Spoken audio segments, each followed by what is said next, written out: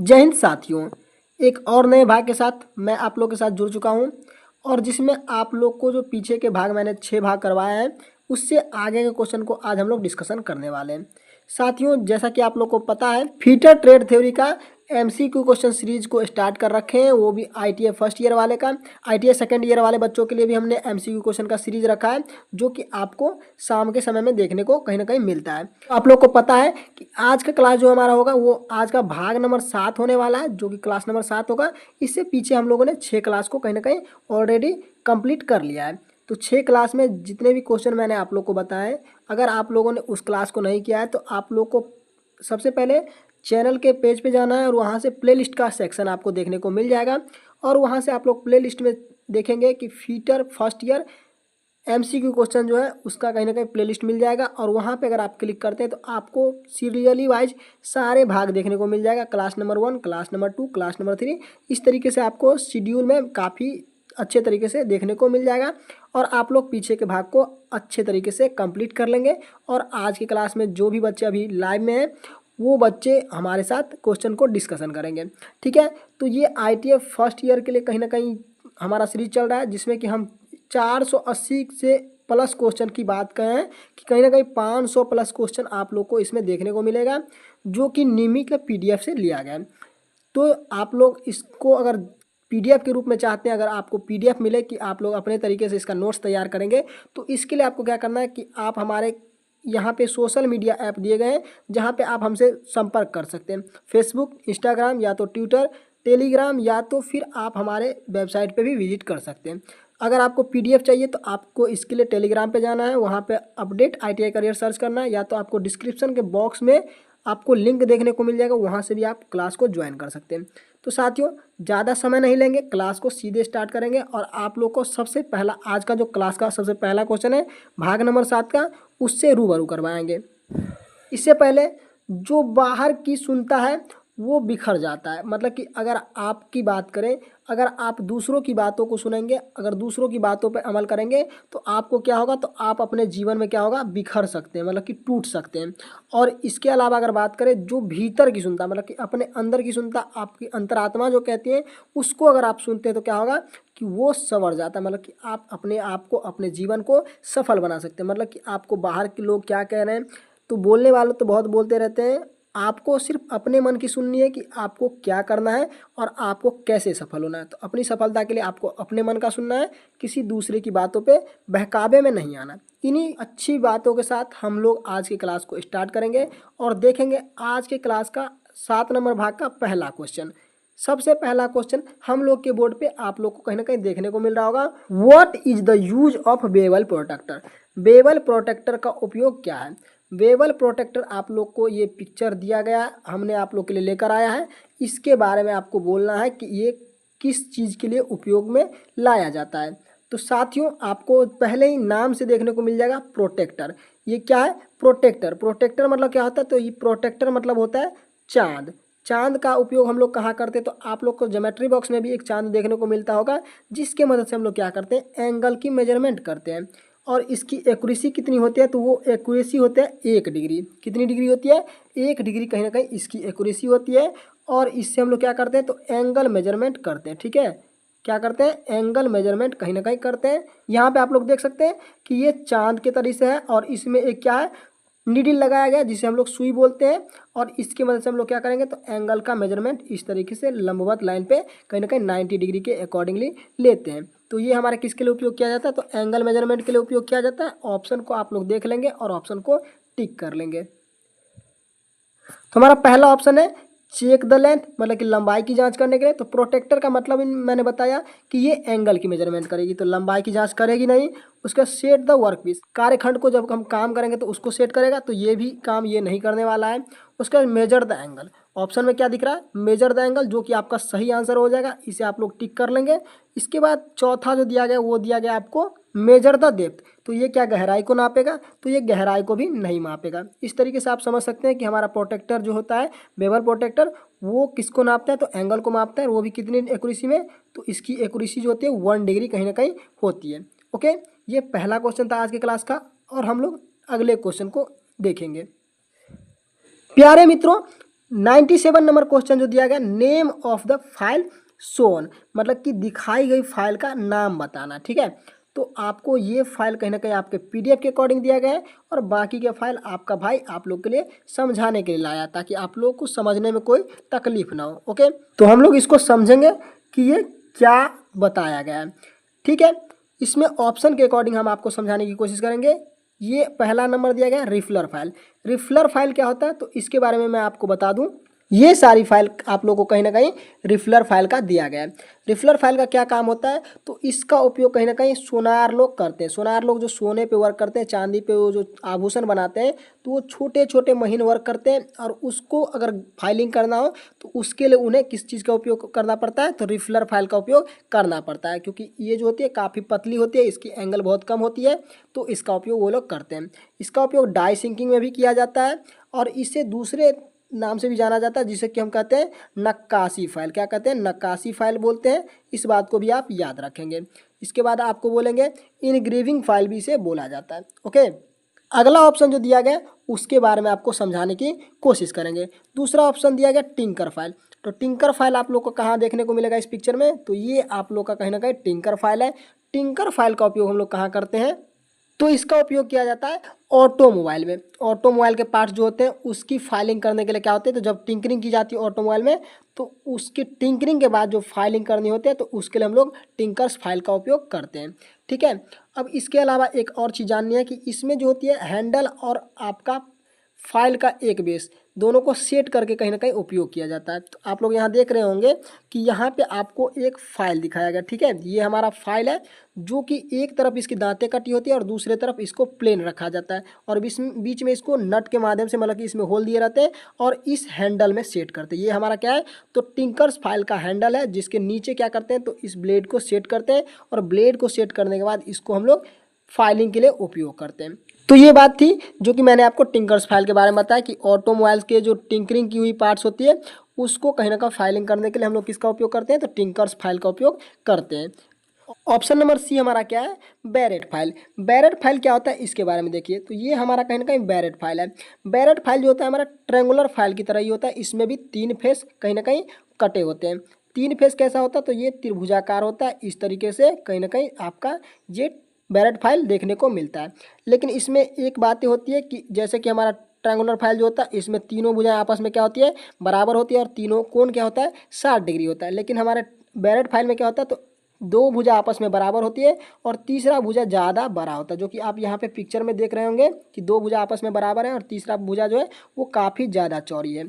और इसकी एक एंगल जो होती है, जो बड़ी वाली एंगल देख रहे हैं, ये आपको कहीं ना कहीं 120 डिग्री होता है और 2 एंगल जो होता है वो दोनों कितना होता है, तो वो दोनों एंगल होता है 30-30 डिग्री। ठीक है, और इसका जो उपयोग करते हैं हम लोग कहाँ करते हैं, चाबी घाट को काटने के लिए कहीं ना कहीं इसका उपयोग करते हैं। इसके अलावा एक चीज़ और मैं बता दूं कि इसके जो बड़ी वाली फेस होती है, जो कि मैंने अभी बताया कि आपको 2 फेस एक ही साइज़ का मिलेगा और तीसरा फेस जो होगा वो काफ़ी बड़ा साइज मिलेगा। तो इसी फेस पे कहीं ना कहीं दांतें कटी होती है और बाकी 2 फेस पे क्या होता है, दांतें नहीं कटी होती है। इस बात को आपको ध्यान रखना है। और इसका दूसरा नाम जो होता है वो आपको होता है कैंट फाइल। क्या नाम होता है, कैंट फाइल इसका दूसरा नाम होता है, CANT, कैंट फाइल। ठीक है, इस बात को आप याद रखेंगे कि ये ट्रायंगुलर फाइल की तरह होता है और इसकी 2 भुजा आपस में बराबर होती है, 2 एंगल बराबर होते हैं और तीसरा एंगल 120 डिग्री होता है और इसके बड़े वाले फेस पे क्या होती है, बड़े वाली भुजा पे कहीं ना कहीं दांतें कटी होती है। इसके बाद आपको चौथा नंबर ऑप्शन क्या दिएगा, इसके बारे में मैं आपको बता देता हूँ, क्रॉसिंग फाइल। अब क्रॉसिंग फाइल क्या होता है इसको मैं समझा देता हूँ। तो ये 2 अलग अलग क्या होता है, ये 2 अलग अलग प्रकार के रेडियस वाले गोला से कहीं ना कहीं काट कर इसको बनाया जाता है। इसमें 2 अलग अलग प्रकार के रेडियस वाले फेस को मैच करके इसका निर्माण किया जाता है। ये पहली पॉइंट है।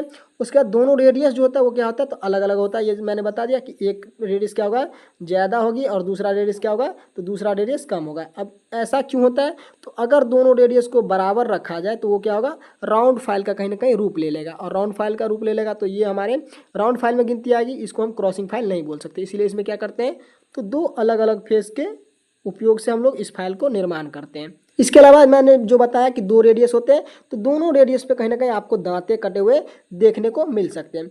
उसके बाद इसे दूसरे नाम से भी जाना जाता है, इसे हम बोलते हैं फिश बैक फाइल। क्या बोलते हैं, फीस बैक फाइल भी बोलते हैं। आपको मैंने ये सब बातें पीछे के क्लास में भी बताया था, लेकिन मैं एक बार फिर से रिपीट कर देता हूँ। और उपयोग कहाँ करते हैं, तो आप इसका उपयोग करेंगे कर्व वाले सरफेस, जैसे कि मान के चले कि ये हमारा जॉब है, कैसे करके इस तरीके से जॉब है और इस बीच में क्या है कि ये कर्व है। तो इस कर्व को बनाने के लिए हम लोग क्या करेंगे, तो इसी फाइल का उपयोग करेंगे, किसका, क्रॉसिंग फाइल का। तो आपको ये सारी फाइल के बारे में मैंने बता दिया और आपसे पूछा क्या गया था कि दिखाई गई फाइल का नाम बताना है। तो ऑप्शन नंबर मैंने आपको पहले ही बता दिया कि ऑप्शन नंबर बी में जो आपको इसका आंसर दिखा है टिंकर फाइल। टिंकर फाइल का उपयोग कहाँ करते हैं, तो ऑटोमोबाइल के पार्ट्स जिसका टिंकरिंग किया होता है उसकी फाइलिंग करने के लिए हम लोग इसका उपयोग करते हैं। और इसके ब्लेड पे एक ही साइड क्या होता है, तो दांतें कटी होती है। ओके, आगे बढ़े, नेक्स्ट क्वेश्चन को देख लेते हैं क्या कहा गया है। प्यारे साथियों, आज के क्लास का तीसरा क्वेश्चन है, which vice is used for holding hollow cylindrical job. मतलब कि हॉलो सिलेंड्रिकल जॉब को पकड़ने के लिए, खोखली बेलनाकार जॉब को पकड़ने के लिए किस वाइस का इस्तेमाल किया जाता है। आपको ऑप्शन यहाँ पे दिए गए हैं और ऑप्शन के माध्यम से हम आपको समझाने की कोशिश करेंगे। ये सारे पिक्चर मैंने आप लोग के लिए ऑप्शन के माध्यम से लेकर आया कहीं ना कहीं, तो इस बात को आप देख सकते हैं। लेकिन मैं आपको एक बात बता दूं कि अब हम लोग कुछ क्वेश्चन को थोड़ा कम डिटेल करेंगे, क्योंकि जिस क्वेश्चन को हमने पीछे पढ़ लिया है उस क्वेश्चन को इसमें कम डिटेलिंग किया जाएगा, क्योंकि समय थोड़ी ज़्यादा लग जाती है।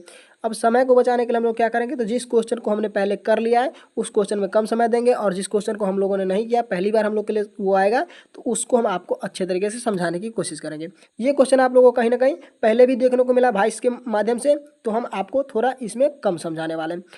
पिन वाइस क्या होता है, तो पिन वाइस का पिक्चर आप लोग यहाँ देख सकते हैं। पिन वाइस का हम लोग उपयोग कहाँ करते हैं, तो पतली नुमा तार नुमा जॉब को कहीं ना कहीं पकड़ने के लिए पिन वाइस का उपयोग करते हैं। इसके आगे में जॉ लगा होता है, तो इससे हम लोग क्या करते हैं, तो पतली पिन को पकड़ते हैं। उसके बाद दूसरा बोला गया पाइप वाइस। तो पाइप वाइस कहाँ होता है, तो पाइप वाइस हमारा ये देखने को मिल रहा है, जिसमें 4 फेज की मदद से हम क्या करते हैं, तो जॉब को पकड़ते हैं। और हम इसमें क्या करते हैं, तो पाइप को ज़्यादातर पकड़ते हैं, सिलेंड्रिकल जॉब को पकड़ते हैं। तो यही हमसे क्वेश्चन पूछा गया था, बेलनाकार जॉब को किसके माध्यम से पकड़ते हैं, तो हमारा ऑप्शन भी क्या हो जाएगा, तो option number B is the right answer हो जाएगा, पाइप वाइस। ठीक है, सी में बोला गया हैंड वाइस किसे कहते हैं, तो आपको ये हैंड वाइस देखने को मिल जाएगा। हैंड वाइस का उपयोग हम लोग कहाँ करते हैं, तो हैंड वाइस का उपयोग हम लोग वैसी जगहों पर करते हैं जब हमको पतले शीट पे क्या करना है, पतले शीट पे कोई वर्क करना है और उसको हम हाथों से पकड़ के उस मशीन पे उपयोग नहीं कर सकते, और उसे बेंच वाइस में बांधना भी मुश्किल हो, मशीन वाइस में बांधना भी मुश्किल हो, तब हम लोग क्या करते हैं, तो वहाँ पे हैंड वाइस की मदद से उस प्लेट को पकड़ते हैं और फिर जाके उस पर जो भी ऑपरेशन करना होता है हम लोग कर लेते हैं। ऑप्शन नंबर डी है बेंच वाइस। बेंच वाइस कहाँ है, तो बेंच वाइस आप लोग को ये देखने को मिल रहा होगा, ये बेंच पे अपने साइज के अकॉर्डिंग सेट किया जाता है ताकि हम इसका सही से उपयोग कर सकते हैं। इसमें क्या होता है, तो 2 पार्ट्स होते हैं, एक मूवेबल जॉ होता है और एक फिक्स जॉ होता है। तो ये 2 प्रकार के जॉ होते हैं। तो मैंने इस क्वेश्चन के बारे में पीछे आप लोगों को पूरे डिटेल में समझाया है। अगर आप लोगों ने पीछे का क्लास नहीं किया तो आप लोग से मैं बता दूं कि आप लोग को पीछे का क्लास कर लेना चाहिए, क्योंकि अगर हम आप हर क्वेश्चन को उसी तरीके से समझाने की कोशिश करेंगे जिस तरीके से मैंने पीछे समझाया है, तो समय कुछ ज़्यादा लग जाता है और हम लोग क्वेश्चन को कवर नहीं कर पाते ज़्यादा। तो इसलिए हम थोड़ा कम समय लेंगे और अच्छे से आपको समझाने की कोशिश करेंगे। लेकिन जो क्वेश्चन पहली बार हम लोग के लिए आएगा उसको तो मैं आपको ऑप्शन बाय जिस तरीके से समझाता हूँ उसी तरीके से समझाने वाला हूँ। ओके, तो आगे की क्वेश्चन की ओर बढ़ते हैं और देखते हैं अगला क्वेश्चन क्या है हमारा। What is the pitch of hexa blade use to cut conduit and other thin tube. मतलब क्या बोला गया, कंड्यूट और अन्य पतली ट्यूब को काटने के लिए हेक्सा ब्लेड के किस पिच का उपयोग किया जाता है। ये क्वेश्चन कल के ही क्लास में आया है और मैंने आपको इसके बारे में अच्छे तरीके से कहीं ना कहीं समझाया था, लेकिन ये एक ही बार आया है तो हम इसको एक बार फिर से समझा दें ताकि आप लोग को अच्छे से याद रहे और आप लोग इसको कभी भूलें ना। तो मेरे प्यारे साथियों, इस क्वेश्चन में सबसे पहले आपको ध्यान क्या देना है, तो वो ध्यान देना आपको पिच के बारे में। पिच किसे कहते हैं, तो सबसे पहले आपको पिच के बारे में मैं बता दूं कि हमारा जो हेक्सा ब्लेड होता है, ये हमारा क्या है, हेक्सा ब्लेड है। ये इस तरीके से कहीं ना कहीं होता है। ठीक है, ये हमारा हेक्सा ब्लेड है जिसमें दोनों तरफ क्या होती है, होल कटी होती है, और इसी होल के माध्यम से क्या करते हैं, तो हम लोग अपने हेक्सा ब्लेड का साइज लेते हैं। अब ये थोड़ा अच्छे तरीके से नहीं बना पाया हूँ, लेकिन आप लोग इसको समझेंगे कि हेक्सा ब्लेड है। और पिच किसे कहते हैं, तो थ्रेड में जिस प्रकार एक दांत से लेके दूसरे दांत के बीच की दूरी को क्या कहते हैं, पिच कहते हैं, उसी तरह से हम हेक्सा ब्लेड में भी एक दांत से दूसरे दांत के बीच की दूरी को क्या कहते हैं, पिच कहते हैं। अब ये पिच की दूरी पूछी गई है कि एक पिच से दूसरे पिच की दूरी आप लोग को क्या होनी चाहिए, वो बोला गया पतली ट्यूब को काटने के लिए या तो कंड्यूट पाइप को काटने के लिए। ठीक है, तो इसके लिए मैं आपको बता दूं कि मैंने आपको कल ही बताया था कि जब कोई पतली जॉब है, जैसे कि मान लीजिए कि हमारा ये एक जॉब है जिसकी मोटाई कितनी है, तो जिसकी मोटाई है 0.9 mm। कितना है? 0.9 mm कहीं ना कहीं इसकी मोटाई है और इसको हमें काटना है। तो इसको काटने के लिए अगर हम क्या करेंगे, अपने ब्लेड के अकॉर्डिंग यूज़ करेंगे। हमारा ब्लेड जो होता है वो अलग अलग साइज में पाया जाता है, जो कि आप देख सकते हैं 0.8 mm, 1 mm, 1.4 mm, 1.8 mm। तो ये 4 प्रकार के कहीं ना कहीं आप लोग के लिए पाया जाता है और इसी चारों में से हम लोग को कहीं ना कहीं उपयोग करना है। तो अगर हमें 0.9 mm का कटिंग करना है, थिन प्लेट का कटिंग करना है, तो अगर हम 0.8 mm का उपयोग करते हैं, क्या करते हैं 0.8 mm का उपयोग करते हैं, तो क्या होगा कि इसमें कहीं ना कहीं इस तरीके से दो दांतें इसके टच में आने वाला, क्योंकि इसकी बीच की दूरी क्या होगी, कम होगी, जो कि हमारे 0.9 mm को कवर कर सकती है। तो इसमें क्या होगा, आसानी से कटिंग हो सकती है। लेकिन इसी की जगह क्या होता है कि अगर हमारा ये जॉब होता है और जॉब पे क्या होता है कि हमको यूज करने का मन करता है 1.8 mm वाले पिच का, तो वो क्या होता है, तो इस तरीके से कहीं ना कहीं हमारा क्या होता है, ये इसके बीचों में कहीं ना कहीं चला जाता है और बीच में चले जाने की वजह से क्या होता है, तो हमारा जॉब हमारे तीथ में फंस जाता है और हमारे तीथ को आगे पीछे नहीं करने देता है, जिसकी वजह से हम लोग कटिंग नहीं कर पाते। तो इस तरीके से हम समझेंगे कि पतली जॉब को, पतले थीन जॉब को काटने के लिए हम लोग किसका उपयोग करेंगे, जिसका हमारा पिच क्या होगा, कम होगा, उसका उपयोग हम लोग थीन जॉब को काटने के लिए करेंगे। और अगर हमारा जॉब क्या होगा, मोटा होगा, उसका फ्लैट सरफेस होगा, ज़्यादा उसकी चौड़ाई होगी, तो उसके लिए हम लोग ज़्यादा पिच वाले ब्लेड का उपयोग करने वाले। तो ये आपको कहीं ना कहीं समझ में आया होगा कि हम लोग थीन के लिए किसका उपयोग करेंगे, तो कम पिच वाले ब्लेड का। और अगर ज़्यादा सरफेस वाला हमारा जॉब है तो उसके लिए हम लोग ज़्यादा पिच वाले ब्लेड का उपयोग करेंगे। इसकी बात करें हम लोग सॉफ्ट मटेरियल के लिए कहीं ना कहीं क्या करते हैं, तो सॉफ्ट मटेरियल के लिए ज़्यादा पिच वाले ब्लेड का उपयोग करते हैं।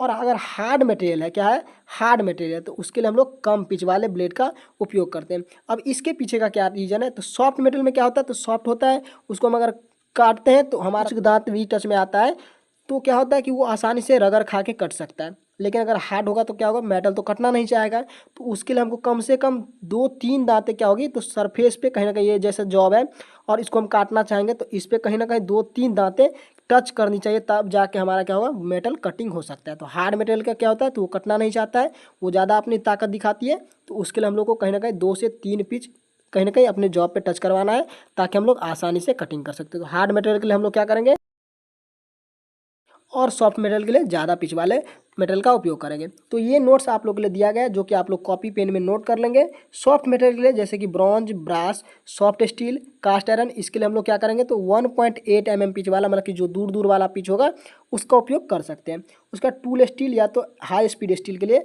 हम लोग 1.4 mm वाले पिच का उपयोग कर सकते हैं। एंगल आयरन क्या होता है, तो जब हम दो मेटल को एक साथ जोड़ते हैं और इस बीच में हमको कहीं ना टेपर कटिंग करनी होती है, तो वो होता है हमारा एंगल आयरन। उसके बाद कॉपर के लिए, आयरन की पाइप के लिए हम लोग किसका उपयोग करेंगे, तो 1 mm पिच वाले ब्लेड का उपयोग करेंगे। उसके बाद कंड्यूट पाइप, स्टील मेटल और अन्य पतले ट्यूब।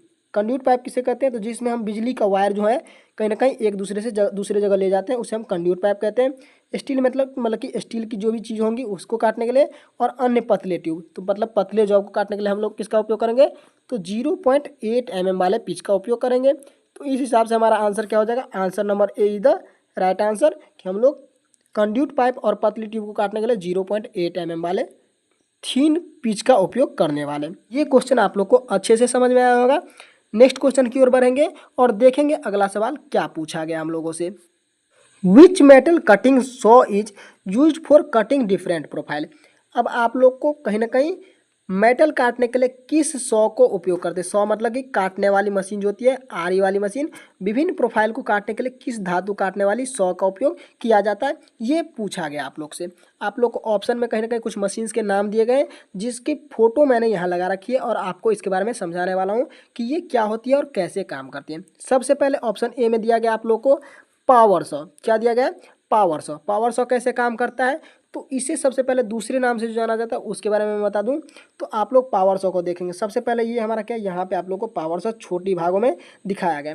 इसका काम क्या होता है, तो इसका काम होता है कि ये हमारे मेटल को आगे पीछे करके कहीं ना कहीं कटिंग करता है। आगे पीछे मतलब कि ये हमारा क्या है, तो इसमें एक ब्लेड लगी होती है, यहाँ पे आप देख सकते हैं, यहाँ पे एक ब्लेड लगी हुई है और यहाँ पे एक पीछे मोटर लगा रहता है, जिसमें क्या होता है कि ये हमारे जॉब को आगे पीछे होने के बाद कटिंग करता है और हम जॉब को काट पाते हैं। लेकिन इसमें एक काम और होती है कि ये एक ही स्टॉक में काट पाता है, मतलब कि अगर आगे की ओर काटना चाहे तो हम लोग आगे की ओर अगर तीथ लगाते तो ये आगे की ओर कटिंग करेगा, और अगर हम लोग हेक्सा ब्लेड की तीथ को पीछे की ओर सेट करें तो ये पीछे मतलब कि बैकवर्ड स्टॉक में कटिंग करेगा। तो ये इसमें एक चीज़ होती है कि एक स्टॉक इसका कहीं ना कहीं बर्बाद जाता है, टाइम टेकन होता है, और ये आगे पीछे के कटिंग करता है, इसलिए इसे दूसरे नाम रेसिप्रोकेटिंग सॉ के नाम से भी जाना जाता है। किस नाम से जाना जाता है? रेसिप्रोकेटिंग, मतलब कि ये आगे पीछे एक ही दिशा में एक ही स्थान पे आगे पीछे करके कटिंग करता है, और ये एक ही स्टॉक में कटिंग करता है। ये भी मैंने आपको बता दिया। उसका दूसरा बताया गया सर्कुलर सॉ। सर्कुलर सॉ क्या है? तो ये आपको कहीं ना कहीं यहाँ पे पिक्चर देखने को मिल रहा होगा। इसमें क्या होता है? तो इसमें होता है कि आप यहाँ पर देख सकते हैं कि यहाँ पर एक राउंड में एक कहीं ना कहीं सर्कुलर सॉ लगाई गई है, जो कि HSS वृत्ताकार ब्लेड की लगातार कटिंग करते रहता है, मतलब कि ये हमेशा घूमते रहता है। यहाँ पे राउंड में इसका क्या होता है? HSS का ब्लेड लगा रहता है, जो कि हमेशा रोटेट करते रहता है मोटर की सहायता से। और यहाँ पे हम लोग क्या करते हैं? तो यहाँ पे हम लोग जॉब को लगाते हैं, और जॉब हमारा आगे बढ़ते जाता है, और ये कहीं ना कहीं लगातार कटिंग करते रहती है। इसमें क्या होती है? तो इसमें हमारे टाइम का बर्बादी नहीं होता है। ये ऐसा नहीं कि एक ही सीधी में काटती है, जैसे कि हमारा पावर सॉ जो था वो एक ही सॉ में काटता था, एक ही स्टॉक में काटता था। तो ये हमारे लगातार कटिंग करने वाली मशीन है, और इसमें HSS की ब्लेड लगी होती है। उसके बाद तीसरा बोला गया contour band saw. Contour band saw क्या होता है? तो आप लोग यहाँ देखेंगे ये हमारा कंटूर बैंड सॉ है। कंटूर बैंड सॉ का काम क्या होता है? तो कंटूर बैंड सॉ में एक चीज़ होती है कि इसमें आप लोग को, जैसे कि सर्कुलर सॉ में कहीं ना कहीं आप लोग का ब्लेड क्या हो रहा था? तो राउंड में घूम रहा था, लेकिन उसमें HSS की एक ब्लेड की पत्ती जैसी लगी रहती थी। लेकिन इसमें क्या होता है? तो ब्लेड लगी रहती है, जैसे कि आप यहाँ पर देख रहे हैं कि यहाँ पे एक क्या है? ब्लेड लगी हुई है। और ब्लेड क्या करता है? तो ये कहीं ना कहीं इस कॉलम के माध्यम से घूमकर इस तरीके से आती है, और इस तरीके से फिर से वापस जाती है, और लगातार कटिंग करती रहती है। क्या करती है? लगातार कटिंग करती रहती है। और इसे क्या कहा जाता है? कंटूर बैंड सॉ, या तो प्रोफाइल सॉ भी कहते हैं। अब प्रोफाइल सॉ क्यों कहते हैं? तो ये विभिन्न आकार के, मतलब कि विभिन्न प्रकार के प्रोफाइल को काटने में सक्षम होता है, मतलब कि राउंड में भी काट सकता है, स्क्वायर में भी काट सकता है, क्योंकि इसकी ब्लेड क्या होती है? तो रोटेट करते रहती है, और आप इसके टेबल पे क्या है? तो अपने जॉब को अपने अकॉर्डिंग से सेट कर सकते हैं। इसके अलावा एक और चीज़ आपको इस मशीन के बारे में जान लेनी चाहिए कि इसमें जो ब्लेड होता है वो ब्लेड दो पुलियों पे घूमता है। एक पुली यहाँ पे नीचे लगा रहता है, और एक पुली यहाँ पे लगा रहता है, जिस पे क्या होता है? तो ये ब्लेड इस तरीके से रोटेट करता है, जैसे कि हमने आपको कभी ड्रिल में बताया था कि ड्रिल में क्या होती है? पुल्ली लगी होती है, और पुल्ली पे भी बेल्ट घूमते रहता है। उसी तरीके से इस पर क्या होता है? तो ब्लेड घूमते रहता है दो पुलियों पर, और ये हमारे जॉब की कटिंग करता है। ठीक है, और ये हमारी लगातार कटिंग करने वाली मशीन है, जैसे कि हमारा क्या था? तो सर्कुलर सॉ लगातार कटिंग करने वाली मशीन थी। इसके अलावा आपको लास्ट ऑप्शन जो दिया गया horizontal band saw. Horizontal band saw क्या होता है? तो आप लोग यहाँ पे एक मशीन बचा हुआ है जिसको हम दिखा दें, ये हमारा हॉरिजॉन्टल बैंड सॉ है। हॉरिजॉन्टल बैंड सॉ में क्या होता है? तो एक मोटर लगी रहती है, ये हमारा मोटर है, और मोटर के मदद से क्या होता है? तो यहाँ एक पुली और यहाँ पे एक पुली, दो पुली पे क्या होता है? तो ये ब्लेड कहीं ना कहीं इसमें भी ब्लेड लगी रहती है, और वो ब्लेड क्या होती है? घूमते रहती है, जिसकी मदद से हम लोग क्या करते हैं? तो कटिंग करते हैं, और कटिंग को हम लोग कंप्लीट करते हैं। यहाँ पे आपको कहीं ना कहीं ब्लेड देखने को मिल रहा होगा, जो ब्लेड क्या है? तो घूमती हुई रहती है, और इसकी ब्लेड जो होती है क्या होती है? तो वो ज़्यादा चौड़ी होती है। क्या होती है? ज़्यादा चौड़ी होती है, और ज़्यादा मोटी होती है, अकॉर्डिंग टू क्या? कंटूर बैंड पाइप के। कंटूर बैंड पाइप में क्या होता है? तो इसकी ब्लेड जो होती है कम पतली होती है और कम चौड़ी होती है। लेकिन हमारा जो हॉरिजॉन्टल बैंड सॉ है, इसकी ब्लेड जो होती है ज़्यादा चौड़ी होती है, मतलब कि इसकी चौड़ाई ज़्यादा होती है, और मोटाई भी कहीं ना कहीं ज़्यादा होती है। तो ये दोनों चीज़ हमारे हॉरिजॉन्टल बैंड सॉ में होती है, और कंटिट्यूड में कम होती है। और ये हमारे दो पुली पे काम करता है, जैसे कि हमने आपको कंटूर बैंड सॉ में बताया, उसी तरीके से ये भी हमारे दो पुलियों पर काम करता है। इस पर ब्लेड फ्लेक्सिबल होती है, इसको हम कहीं ना कहीं आसानी से मोड़ सकते हैं, और ये फ्लेक्सिबल होने के कारण किसी भी प्रोफाइल को आसानी से काट सकता है। ये भी क्या है? तो हमारे लगातार काटने वाली मशीन है, क्योंकि हम इस पर क्या होता है? ब्लेड घूमते रहता है, तो हमको जो जॉब काटना है मशीन पे ब्लेड घूम रही है, और हम अपनी जॉब को आसानी से काट सकते हैं। और इसकी ब्लेड जो होती है मोटी और चौड़ी होती है। तो ये बातें हमने आपको बता दी कि ये 4 मशीन थे जिसके बारे में मैंने बताया। इसमें 3 मशीन ऐसे थे जो कि लगातार कटिंग करते थे। बस एक आपका पावर सॉ जो था, जिसे हम रेसिप्रोकेटिंग मशीन भी कहते हैं, रेसिप्रोकेटिंग सॉ भी कहते हैं, ये एक ही स्टॉक में कटिंग करता है। आपसे पूछा गया था विभिन्न प्रोफाइल को काटने के लिए किस धातु काटने वाली सॉ का उपयोग किया जाता है, तो हमने आपको क्या बताया कि ये हमारा एक दूसरा नाम भी है इसका, प्रोफाइल सॉ, या तो कंटूर बैंड सॉ। तो आपका सही आंसर क्या हो जाएगा? तो सही आंसर हो जाएगा कंटूर बैंड सॉ, जो कि आपको टिक कर लेना। ठीक है, तो हमने आपको यहाँ पे टिक कर दिया है, आप लोग अपने कॉपी में इसको नोट कर लेंगे। जितनी बातें मैंने आपको बताई है इसको आप लोग पॉइंट बाय पॉइंट अपने कॉपी में नोट कर लें, ताकि आप लोग को हमेशा याद रहे।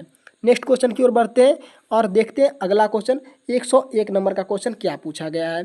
प्यारे साथियों, what is the reason of scratch purpose on the file surface, मतलब कि फाइल वाली सरफेस पर खरोंच चिप्स का उत्पादन का कारण क्या है। मतलब कि जैसे कि मैंने एक जॉब लिया और इस जॉब पे क्या किया, फाइलिंग करना स्टार्ट किया।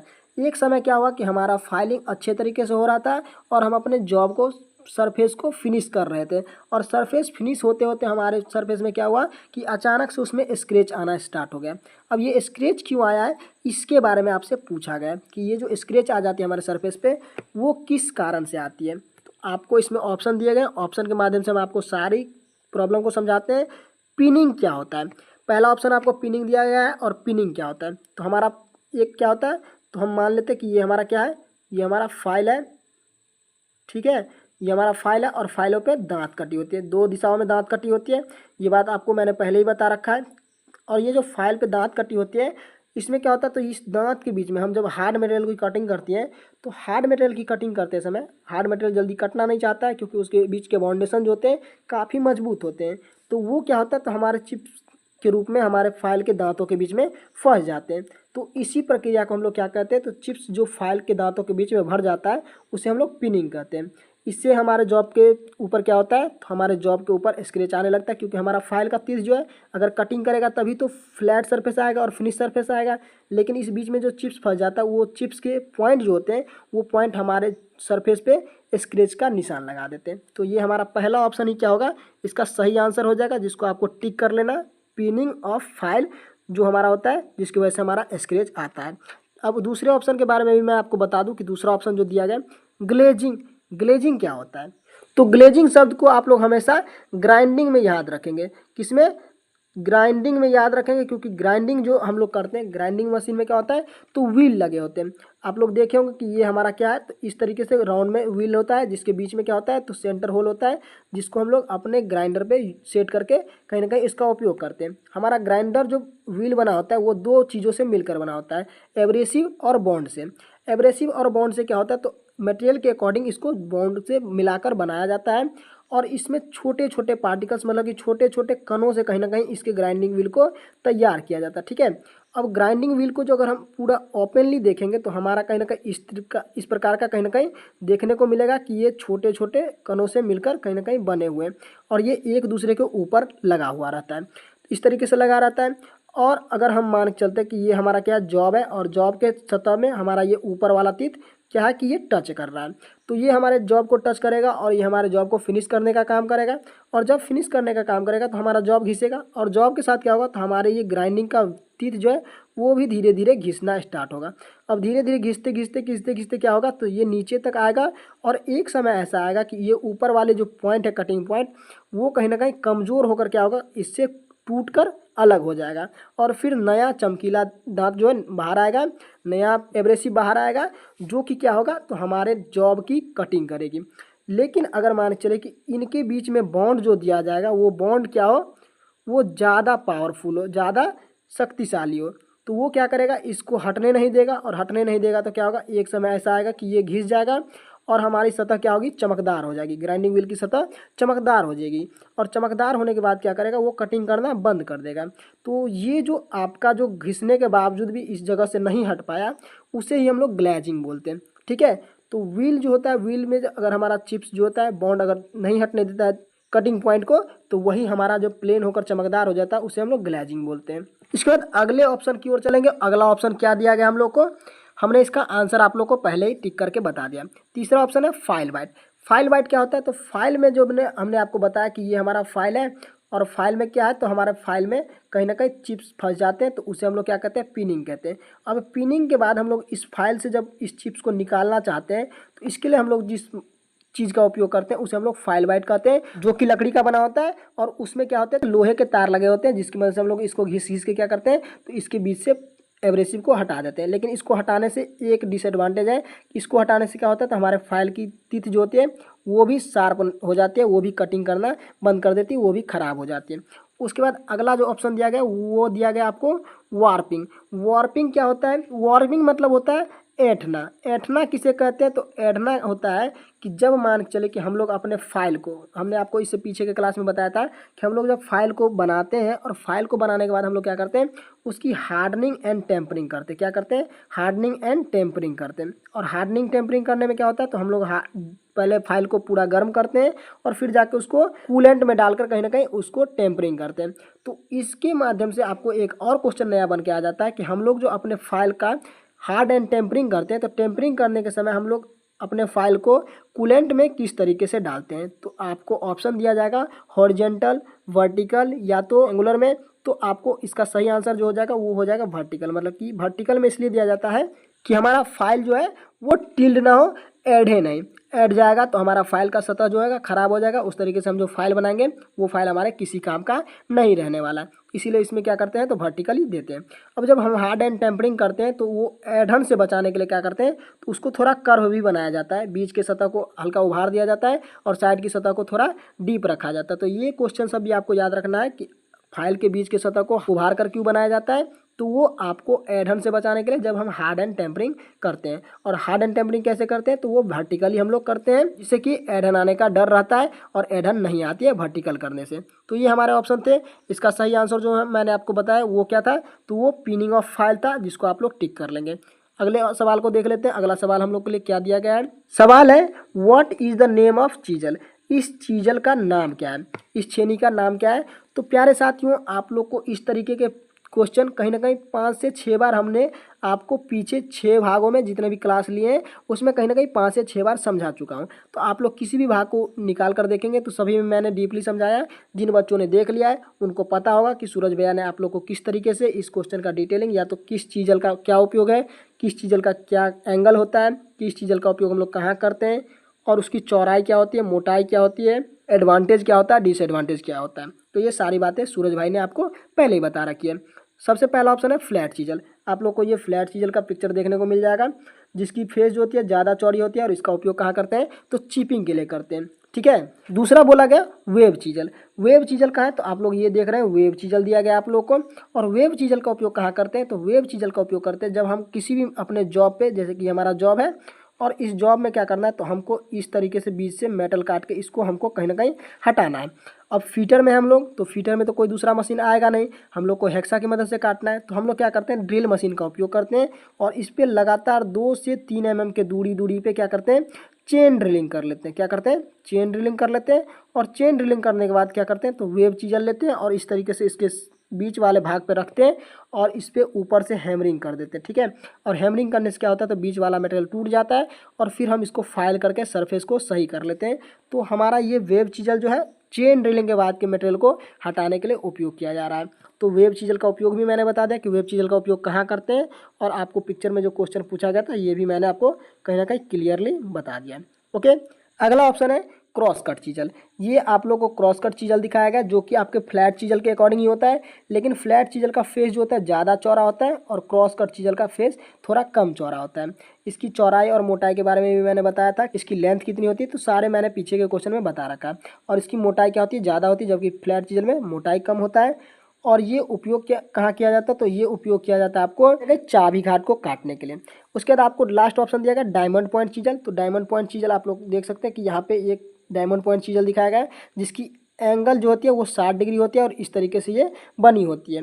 और इसका उपयोग हम लोग कहाँ करते हैं, तो 2 जॉइंट वाले मेटल जो होते हैं, जो कॉर्नर वाले जॉइंट होते हैं, उसके बीच में जो कोई मटेरियल होता है उस मटेरियल की हम लोग हटाने के लिए इसका उपयोग कहीं ना कहीं करते हैं डायमंड पॉइंट चीजल का, क्योंकि ये उसके बीच में आसानी से पहुंच जाता है, क्योंकि इसका एंगल जो होता है 90 डिग्री से कम होने के कारण ये आसानी से पहुंच जाता है और हम लोग वहाँ से बीच से जॉइंट के बीच से मटेरियल को हटा लेते हैं। तो ये हमारे 102 नंबर का क्वेश्चन था। हम लोग अगले क्वेश्चन की ओर बढ़ेंगे। अगला क्वेश्चन हम लोग को क्या पूछा गया है, why slight convexity is given on the face of hammer.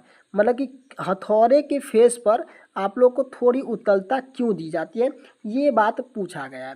तो आप लोग को सबसे पहले मैं यहाँ पे एक पिक्चर दिया हूँ जो कि हैमर का पिक्चर है, जो कि आप लोग पहचान चुके होंगे कि ये बॉल पिन हैमर है। अब आपको कैसे पहचान करना है इसके बारे में मैंने आपको पीछे के क्लास में बताया था कि बॉल पेन हैमर कैसे पहचानते हैं, क्रॉस पिन हैमर कैसे पहचानते हैं, स्लैज हैमर कैसे पहचानते हैं, स्ट्रेट पेन हैमर कैसे पहचानते हैं। तो सभी हैमर के बारे में मैंने पीछे आपको बता रखा है, पिछला भाग आप लोग जरूर करके देख लें।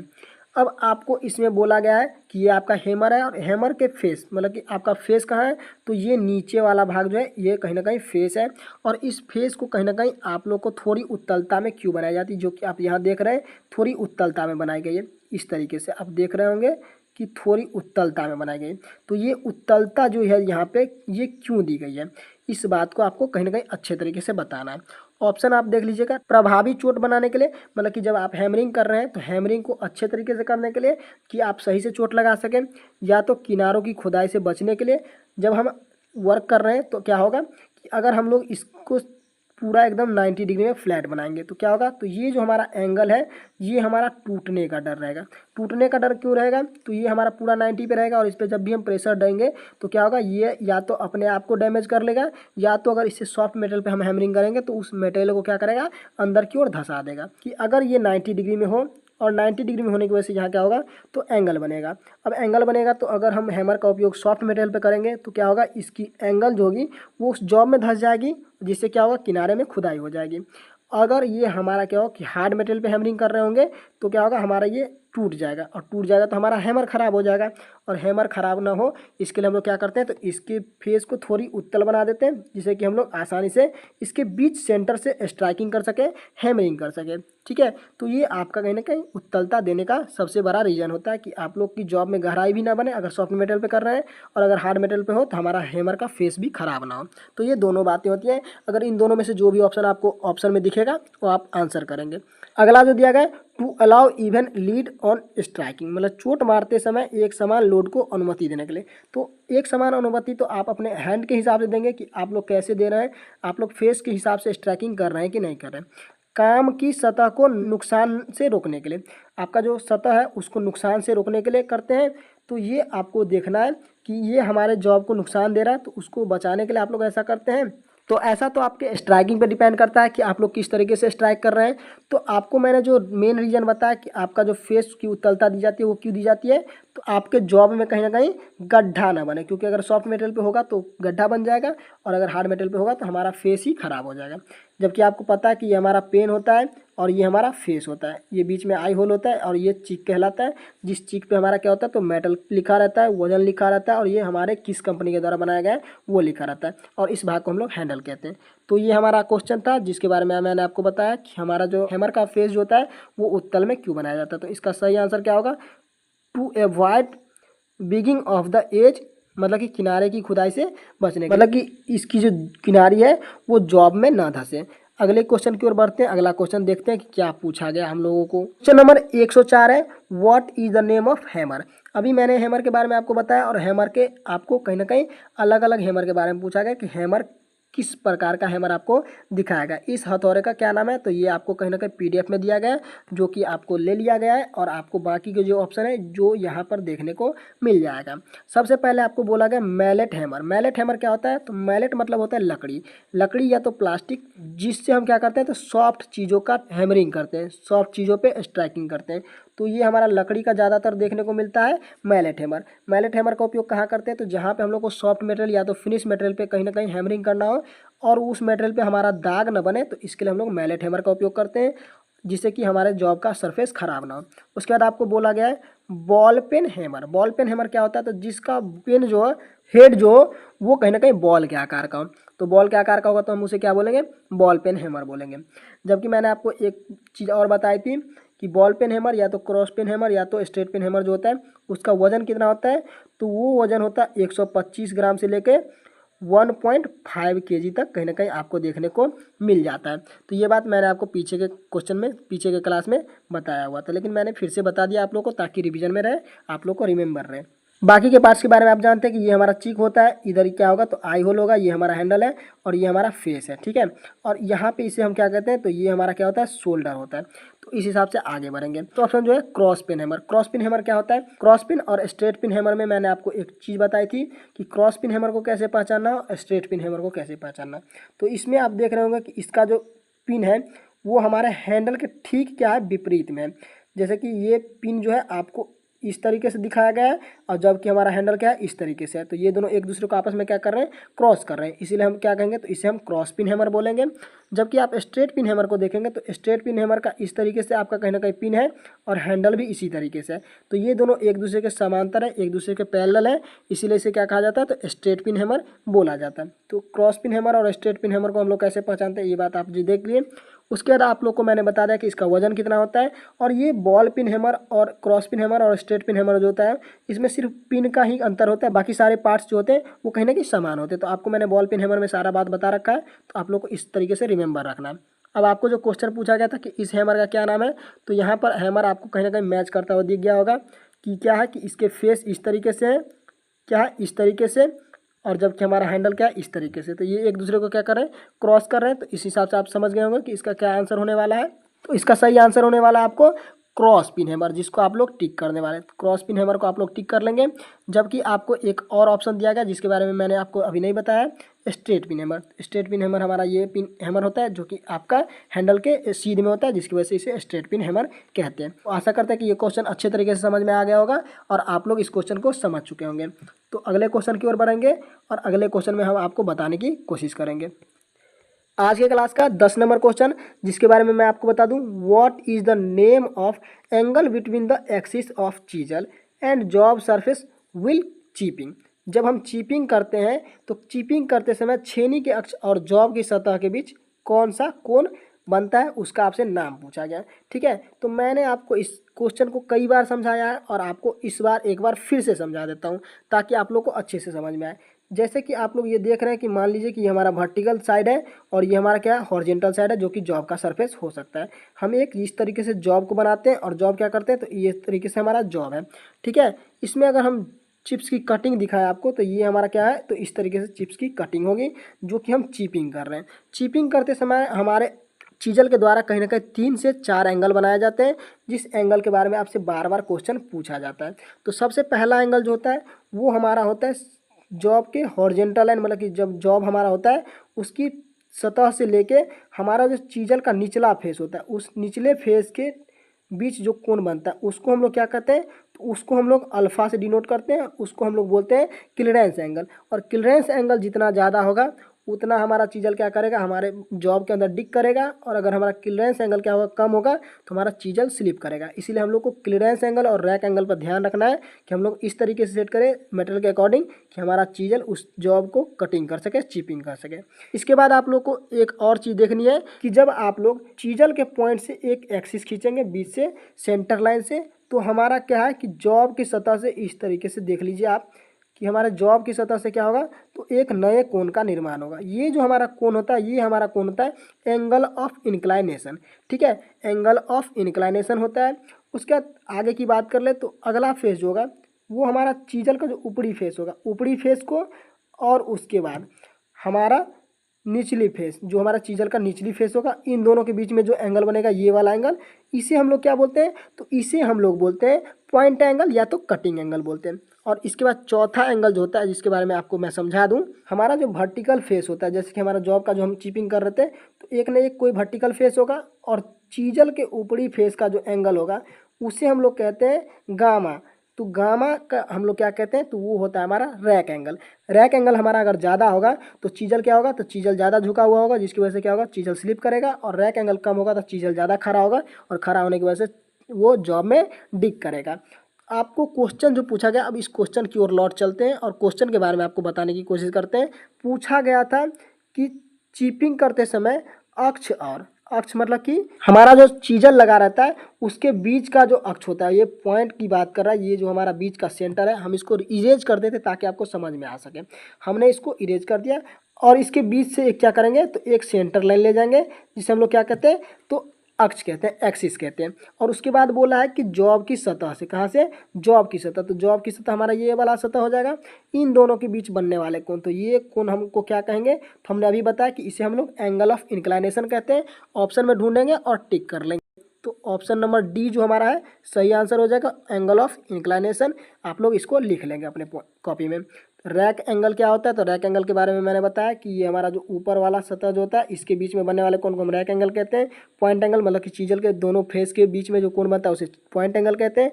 क्लीयरेंस एंगल मतलब कि चीजल के निचले फेस और हमारे जॉब का जो सतह होता है उसके फेस के बीच के कोण को हम लोग क्लीयरेंस एंगल कहते हैं। तो ये हमारा आज का 10वां नंबर क्वेश्चन था जिसको मैंने क्लियर किया। अगले क्वेश्चन की ओर बढ़ते हैं और देखते हैं नेक्स्ट क्वेश्चन।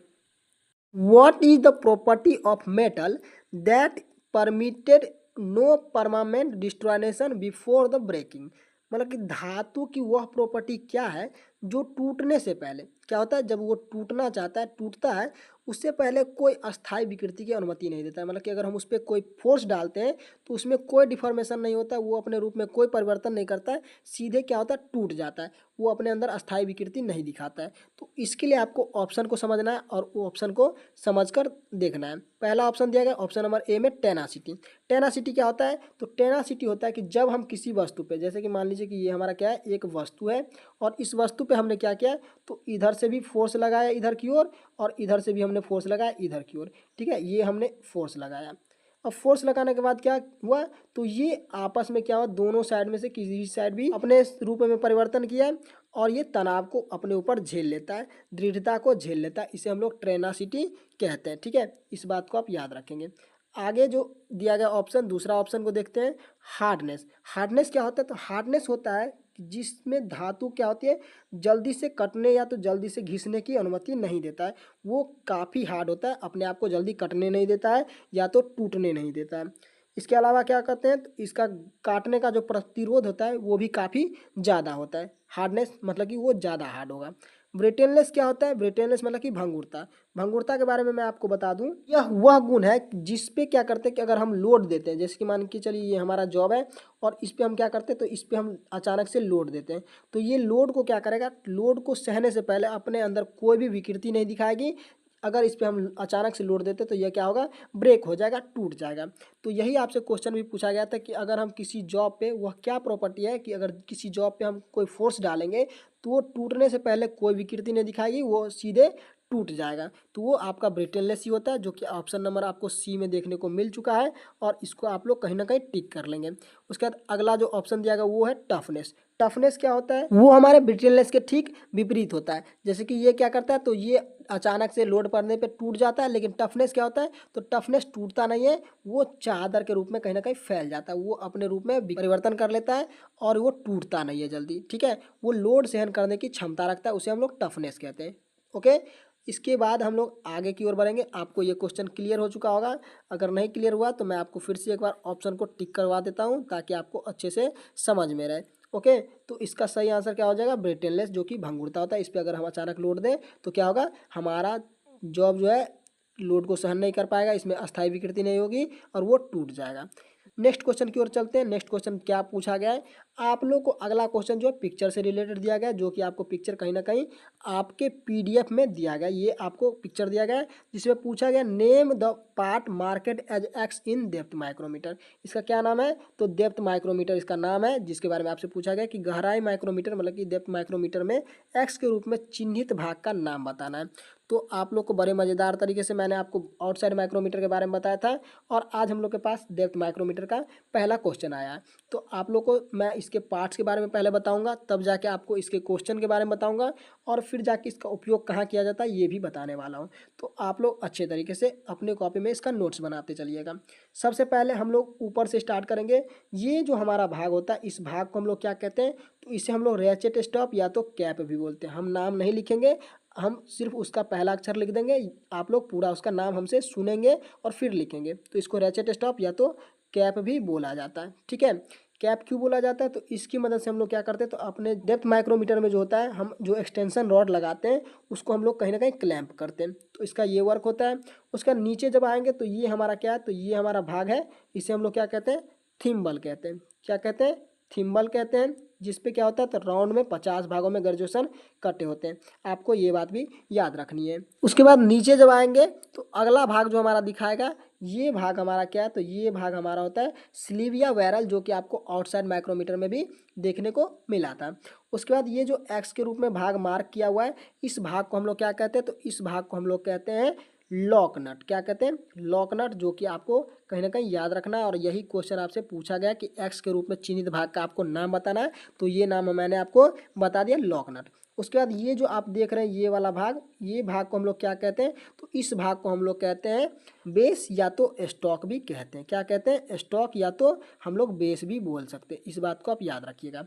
उसके बाद ये हमारा जो भाग है, इस भाग को क्या कहते हैं? तो इस भाग को हम लोग कहते हैं स्पेंडल या तो आपको एक्सटेंशन रॉड। इसको क्या कहते हैं? एक्सटेंशन रॉड, क्योंकि हम लोग एक्सटेंशन रॉड के माध्यम से डेप्थ माइक्रोमीटर के साइज को भी इंक्रीज कर सकते हैं। ये बात भी आप याद रखेंगे कि डेप्थ माइक्रोमीटर का साइज जो होता है कितना होता है, तो वो एक ही माइक्रोमीटर में 0 से 25 तक का ग्रेजुएशन कटा रहता है। और उसी में हम लोग एक्सटेंशन रॉड अलग अलग माप के आते हैं, और एक्सटेंशन रॉड को लगाकर क्या करते हैं? तो अपने जॉब के मतलब कि गहराई को नापने के लिए, ये पहले ही बोला गया कि गहराई माइक्रोमीटर, तो गहराई को मापने का काम करते हैं। ठीक है। इसके अलावा स्पेंडल बोलते हैं, या तो एक्सटेंशन रॉड कहते हैं, या तो इसे हम डेप्थ बार भी कह सकते हैं। क्या कह सकते हैं? डेप्थ बार भी कह सकते हैं। तो ये 3 प्रकार के इसके नाम होते हैं।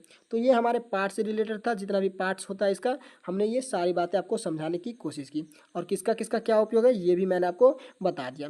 इसके बाद आगे आपको समझाने की कोशिश करते हैं। प्यारे साथियों, एक चीज़ आपको याद रखना कि जैसे आउटसाइड माइक्रोमीटर में हमारा जो स्लीव था, जैसे कि मान के चलिए ये हम आपको स्लीव का पिक्चर बना के दिखा रहे हैं, और इस पे बीच में क्या था? डेटम लाइन था। इसमें 0 से 1 2 3 करके इस तरीके से आपको कहीं ना कहीं 10 mm, फिर जाकर उसको आगे बढ़ाते बढ़ाते 15 20 इस तरीके से 25 mm तक कहीं ना कहीं आपको ग्रेजुएशन दिए गए थे मेन डिवीजन में, और फिर जाके सब डिवीजन में। लेकिन इसमें क्या होता है? डेप्थ माइक्रोमीटर में इसका ठीक उल्टा होता है। इसका ग्रेजुएशन जो होता है ऊपर से नीचे की ओर दिया रहता है। इधर आप जितना अंदर खोलेंगे तो ये हमारा स्पेंडल अंदर जाएगा, मतलब कि ऊपर हमारा 1 होता है, इधर 1 होगा, और जितना नीचे आइएगा तो ये हमारा क्या होगा? 25 होगा। अगर आप ओपन करने की कोशिश कीजिएगा शुरुआत में, तो आपको कहीं ना कहीं पहले 25 दिखाई देगा। जो कि ऐसा नहीं सोचना कि हमारा माइक्रोमीटर उल्टा है और हम ज़्यादा माप ले रहे हैं। आपको ये माइक्रोमीटर उल्टा खोलना है, और उल्टा खोलने की मदद से ही हम लोग इसका उपयोग करते हैं। ठीक है। तो ये बात आप हमेशा याद रखिएगा। तो यही बातें थी जो कि मैं आपको बताने वाला था, और मैंने आपको क्लियरली बता भी दिया। अब इसके बाद आपसे पूछा गया है कि ये जो आपका एक्स के रूप में चिन्हित भाग है इसको क्या बोलते हैं? तो हमने अभी बताया कि इसको हम लोग बोलते हैं लॉक नट। क्या बोलते हैं? तो लॉक दिखाया गया आपको, तो इसको लॉक नट बोलते हैं। लॉक नट क्यों होता है? तो जब हम लोग डेप्थ माइक्रोमीटर का उपयोग करते हैं और हमारा एक्सटेंशन रॉड क्या होता है? जॉब में अंदर जाता है। कैसे हम लोग इसका मेजरमेंट करते हैं वो भी हम आपको पिक्चर के माध्यम से समझा देते हैं, कि जैसे कि ये हमारा डेप्थ माइक्रोमीटर है, और ये हमारा क्या है? एक जॉब है। इस तरीके से जॉब मान लेते हैं। इस तरीके से क्या है? एक जॉब है। और इस जॉब पे क्या करेंगे? तो माइक्रोमीटर के स्पिंडल को नीचे खोल कर लाएंगे, और नीचे खोल कर लाएंगे तो ये हमारा जॉब में टच कर जाएगा, और टच करेगा तो हम इसकी रीडिंग को पढ़ लेंगे। तो इस तरीके से हम लोग कहीं ना कहीं इसका उपयोग करते हैं डेप्थ माइक्रोमीटर का। और इसमें रीडिंग लेने के बाद क्या करेंगे? तो हम लोग अपने लॉक नट को लॉक कर देंगे, ताकि क्या हो कि जब हम इसको हटाएं और हम इसको हटा रहे हो तो रेचेट स्टॉप घूम ना जाए, या तो हमारा थिम्बल क्या हो? घूम ना जाए, क्योंकि ये तो फ्री होता है। हमारा क्या होता था आउटसाइड माइक्रोमीटर में? एनविल या तो स्पिंडल दोनों आपस में टच होने की वजह से क्या करता था? किट किट का आवाज़ करता था। लेकिन इसमें ये प्रोसेस नहीं होता है, जिसकी वजह से हमारा मेजरिंग खराब होने का डर रहेगा। तो इसीलिए इसको हम लॉक कर लेंगे, तब जाके अपने मेजर को रीड करेंगे। तो ये हमारा क्वेश्चन था जिसके बारे में मैंने बता दिया। अब कैप क्या होता है? तो कैप के बारे में मैंने बताया कि ये ऊपर वाला भाग जो होता है कैप होता है, या तो इसे रेचेट स्टॉप भी बोलते हैं। लॉक तो जो कि हमारे एक्स के रूप में चिन्हित भाग है, उसे हम लोग क्या कहते हैं? तो इसे हम लोग लॉक कहते हैं। उसके बाद स्टॉक क्या होता है? तो स्टॉक ये वाला भाग जो है हमारा नीचे में, जो कि हमारे जॉब के सरफेस के टच में आता है, उसे हम लोग स्टॉक कहते हैं। और थिम्बल जो कि हमारे आउटसाइड माइक्रोमीटर में भी देखने को मिलता है, जिसमें राउंड में क्या होते हैं? तो 50 ग्रेजुएशन राउंड में कटे होते हैं। तो ये हमारा आउटसाइड माइक्रोमीटर के बाद डेप्थ माइक्रोमीटर का पहला क्वेश्चन था, जिसको मैंने डिस्कशन किया। अगले क्वेश्चन की ओर आगे बढ़ेंगे। अगला क्वेश्चन है, why the hand tap are chamfered at the lead? मतलब कि क्यों हैंड टैप के लीड पर चैम्फर किए जाते हैं? तो सबसे पहले मैंने आप लोग के लिए ये पिक्चर ले लिया है, ताकि हम आपको समझा सकें कि लीड क्या होता है और बॉडी क्या होता है। तो ये हमारा कहीं ना कहीं टैप है, जिसमें क्या कहते हैं? 3 प्रकार के टैप पाए जाते हैं। एक होता है आपको प्राइमरी टैप, उसके बाद इंटरमीडिएट टैप, और एक होता है फाइनल टैप। तो 3 प्रकार के टैप होते हैं, जिसका उपयोग हम लोग टैपिंग में करते हैं। और ये हमारा हैंड टैप है। हैंड टैप कैसे पहचानेंगे? तो इसके शैंक पे आप लोग ऊपर में देखेंगे तो स्क्वायर में कहीं ना कहीं कटा हुआ है, जिसकी वजह से हम लोग इसे हैंड टैप कहते हैं। अब हैंड टैप के बारे में बोला गया कि इसकी लीड को, जो आगे से देख रहे हैं आप, 2-3 दांतों को क्या किया गया है? लीड को चैम्पर कर दिया गया है, मतलब कि मोड़ दिया गया है। वो क्यों किया गया? इस बात को आपसे पूछा गया है। तो हम लोग पहले टैप का उपयोग क्यों करते हैं? तो टैप का उपयोग करते हैं, ये हमारा जो है हाथ वाला टैप है, इस बात को आप याद रखेंगे, हैंड टैप है। और इसका उपयोग क्यों करते हैं, तो हम लोग इंटरनल थ्रेड काटने के लिए, मतलब कि ये हमारा कोई जॉब है और इसमें हमको अंदर अगर थ्रेड काटना हो फीटर वाले बच्चों को, तो हम लोग टैप के उपयोग से क्या करेंगे, इंटरनल थ्रेड काटेंगे। और इसे हम लोग क्या कहेंगे, तो टैपिंग प्रोसेस बोलेंगे। क्या बोलेंगे, टैपिंग प्रोसेस। और अगर हमें क्या करना है किसी जॉब का, ये हमारा राउंड बार है, ठीक है, राउंड बार पे अगर हमको क्या करना है तो थ्रेड काटना हो, तो उसके लिए हम लोग क्या करेंगे, तो हम लोग उसके लिए डाई का उपयोग करेंगे। क्या करेंगे, डाई का उपयोग, या तो स्टॉक का उपयोग करेंगे बाहरी चूड़ी काटने के लिए। तो बाहरी और इंटरनल दोनों के लिए हमने बता दिया कि टैप एंड डाई का उपयोग किया जाता है। और टैप जो होता है वो कितने प्रकार में पाया जाता है, तो वो 3 प्रकार का पाया जाता है, ये भी क्लियर है। इसके बाद आपको पूछा गया कि हैंड टैप को चेम्पर क्यों किया जाता है, तो ये जो आगे से चेम्पर किया गया है, इसे चेम्पर क्यों किया गया है, ये हमारा जॉब था। और इस जॉब पे हमको क्या करनी है, तो टैपिंग करनी है। तो टैपिंग करने के लिए हम लोग सबसे पहले आप लोग प्राइमरी टैप लेंगे, और प्राइमरी टैप को क्या करेंगे, इसके सेंटर में कहीं ना कहीं बीच में रखेंगे, तभी जाके हम अच्छे तरीके से क्या करेंगे, तो अपना टैपिंग कर पाएंगे। अगर टेढ़ा लगाएंगे तो क्या होगा, हमारा टैपिंग सही से नहीं हो पाएगा, हमारा टैप का तिथ भी खराब हो सकता है। तो हमारा ये जो टेपर क्या रहता है, तो अगर हमारा टेपर क्या रहेगा, तो ये हमारा इस तरीके से आकर क्या होगा, बैठ जाएगा। और बैठ जाने की वजह से क्या होगा, तो हम इसकी सेंटर के माध्यम से आसानी से अच्छे तरीके से टैपिंग कर सकते हैं। तो इसको अलाइन करने के लिए कहीं ना कहीं इसको आगे से चेम्पर कर दिया जाता है, ताकि हम लोग अपने जॉब को अच्छी तरीके से अपने जॉब के होल जो किए हुए हैं उसमें सेट कर सकें अलाइन करने के लिए। उसके बाद फिनिशिंग के लिए, तो फिनिशिंग के लिए ऐसा किया जाता है, तो ऐसा कोई बात नहीं है कि फिनिशिंग के लिए तो आप लोग को फाइनल टैप का उपयोग करना है, तब जाके अच्छा तीत करता है। उसके बाद बोला गया स्ट्रेंगिथ करने के लिए, मतलब कि स्ट्रेंथ करने के लिए, ऐसा कुछ नहीं है, ग्रिपिंग बनाने के लिए। तो ग्रिपिंग कैसे बनाएंगे, तो ग्रिपिंग जब तक अलाइन सही से नहीं करेंगे तो ग्रिपिंग कैसे बनेगा, तो सबसे पहला प्रोसेस होना चाहिए आपको कि आप अलाइन सही से कर सके। तो इसका सही आंसर जो हो जाएगा वो हो जाएगा अलाइन के लिए। तो ये आपका 108 नंबर क्वेश्चन था। अगले क्वेश्चन की ओर बढ़ेंगे हम लोग। क्वेश्चन है, what is the name of drilling machine, इस ड्रिल मशीन का नाम बताइए। इसमें बहुत सारे ड्रिल मशीन दिखाए गए हैं, लेकिन आपका जो पीडीएफ में दिया गया वो ये वाला ड्रिल मशीन है, आपको इस पे कॉन्सेंट्रेशन करना है। बाकी के ड्रिल मशीन जो मैंने लिया है वो आप लोग को समझाने के लिए। मैं बार बार यही कहता हूँ कि जितने भी क्वेश्चन में आपको नया नया चीज़ देखने को मिलेगा, मैं आपको उसको समझाने के लिए उसकी रिलेटेड जितनी भी बातें होगी सारी बातें बताऊँगा, और उससे बनने वाले पिक्चर, उससे बनने वाले काम, उससे होने वाला काम, सारा कुछ आपको बताऊँगा। तो ये हमारा काम है। पहला ऑप्शन आपको दिया गया पिलर टाइप ड्रिलिंग मशीन। तो आप लोग देख सकते हैं जो आपको पिक्चर में दिया गया है, इसमें क्या है कि ये एक पिलर है जो कि काफ़ी लंबा है, जो कि हमारे बेस से ज़मीन से कहीं ना कहीं ऊपर रहता है, और हम लोग इसको अपने हाइट के अकॉर्डिंग यूज करते हैं। ठीक है, इसमें ये नीचे वाला भाग बेस होता है, और ये हमारा क्या है, वर्किंग टेबल है। इसमें क्या है, नीचे ड्राइविंग मोटर है, और ये हमारा क्या है, तो पुली लगा हुआ है, जो कि मैंने पीछे के क्लास में भी बताया था। और ये 2 पुली लगी होती है, और पुली पे बेल्ट ड्राइव लगा रहता है, बेल्ट ड्राइव के माध्यम से हमारा चक्र घूमता है। और इधर क्या होगा, तो फीड हैंडल होगा, और इसमें क्या है, तो चक लगा हुआ है, चक में हम लोग ड्रिल लगाकर उपयोग करते हैं। तो ये हमारा ड्रिल का भाग है, और ये हमारा पिलर टाइप ड्रिल मशीन कहलाता है। तो ये हमारा पिलर जो काफ़ी लंबा है, इसलिए इसे हम पिलर टाइप ड्रिल मशीन कहते हैं। तो आपका ऑप्शन तो सही से मिल गया होगा, लेकिन बाकी के ऑप्शन के माध्यम से हम लोग समझते हैं।